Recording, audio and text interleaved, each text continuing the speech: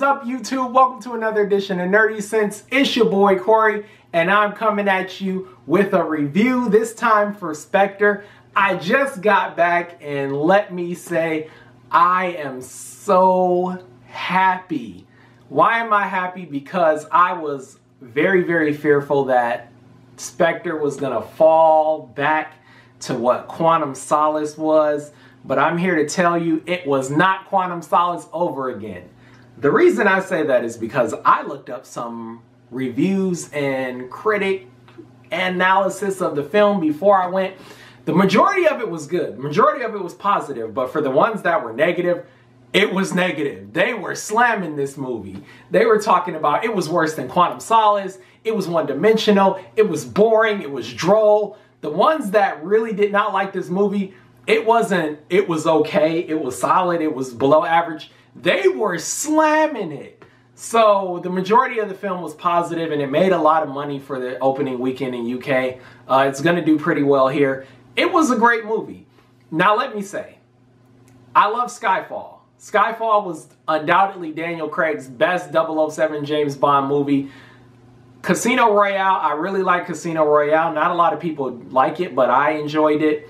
Quantum Solace was, that was horrible with a capital H. And you gotta draw the H out. It was horrible.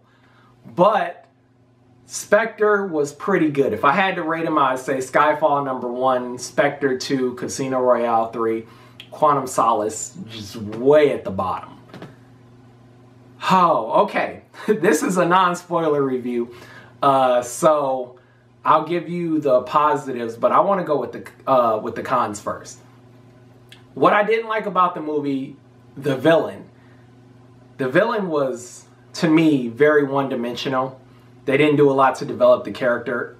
And before we get into that more, one thing that I don't like about James Bond, Daniel Craig's James Bond in this chapter, it's like one continuous story.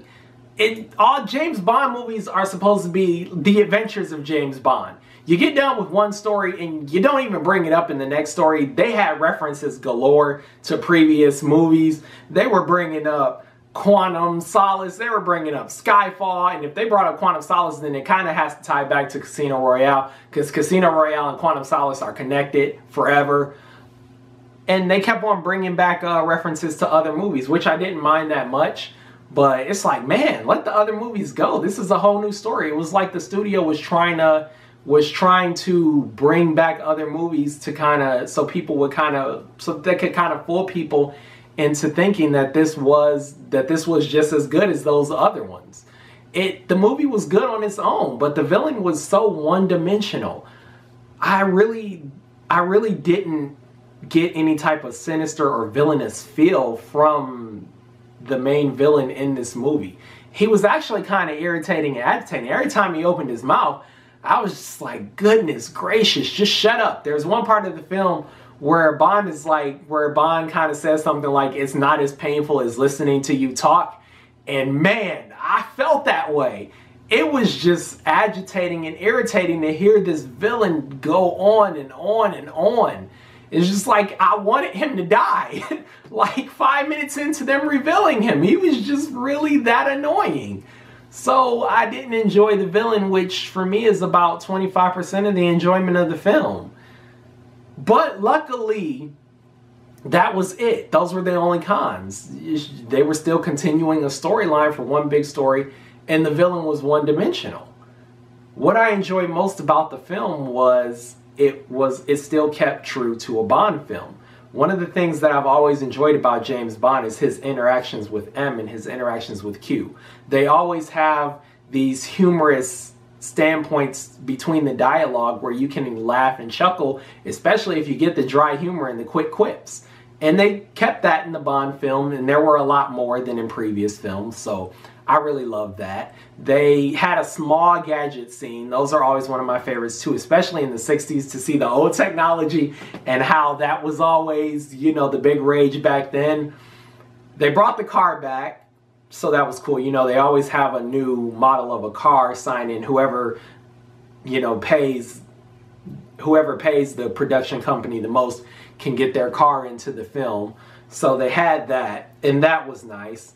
The car wasn't really fully functional, but okay, and they mentioned it was a prototype, so that's fine. Batista, this guy, Batista has always said he cannot act. So I think directors always do a good job with not having him really act. Do what he does best, which is the brute strength. He did a great job in this movie for what he had.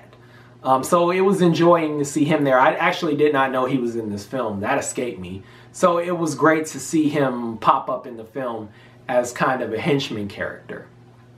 Another thing that I liked is that the storyline, although it got kind of like what the F is going on, it kept pretty true in two previous Bond films. Control, Surveillance. The villain did not have this diabolical plan to hold the global economy in the palm of his hand, but that's okay. The film overall was very enjoyable. I felt that the Bond girls, Monica Bellucci, she did have a cameo in this. Monica Bellucci has always looked very stunning in films. She looked a little bit older in this film. She looked her age, which in real life she looks younger than she actually is. So I was kind of shocked for all the flack that this movie gets for being sexist and chauvinistic. I was really shocked to see that they actually had Monica Bellucci look her age. The other Bond girl was very stunning, as always. You gotta have a stunning Bond girl. They got away from the Bond girl betraying James, but that was fine. They're just always eye candy anyway. They don't really do anything meaningful or add anything meaningful to the plot. But I thought that this Bond girl, the blonde that they had there, she raised the stakes a little bit for the film. And that was kind of refreshing to see. James Bond had something else to fight for other than saving the world. He had to save who he loved, basically. The final part that I did like about this film is Daniel Craig is on the fence about whether he wants to return. He doesn't know if he's returning as James Bond or not. So they actually did something really nice with this film. They gave an ending that was worthy to a closeout as Daniel Craig's James Bond. But they also left it in the air just in case he decides to return. If he decides to return, it's another chapter in Daniel Craig's James Bond. If he doesn't want to return, then it was a fitting ending to his James Bond.